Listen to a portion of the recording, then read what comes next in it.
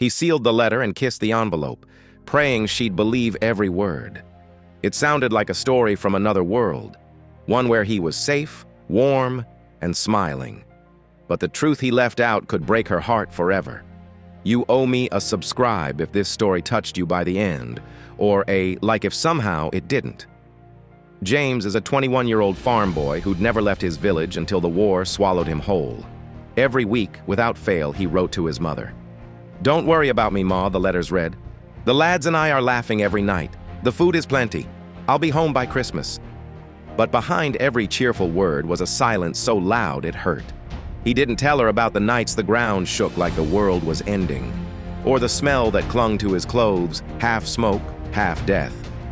He didn't tell her about the time he held a dying friend's hand, promising he'd make it home, even as the boy's eyes turned glassy. Therefore, the letters became his armor, not for him. He could live with the nightmares. But for her, she didn't need to know that her son had learned the sound of bullets hitting bone. The war dragged on. Months turned into years. For James, each letter was a performance. He'd describe warm soup instead of cold rations. He'd talk about helping locals rebuild homes instead of dragging wounded men through rubble. And his mom, reading by the dim kitchen light, believed every word. It kept her proud. It kept her sane, until the day the knock came. A uniformed officer on the porch. Not the worst news. James was alive, but wounded. And with him came the truth she never expected. In his absence, another soldier had sent her James's real journal. Every horror, every fear. And for the first time, she saw her son's war for what it was.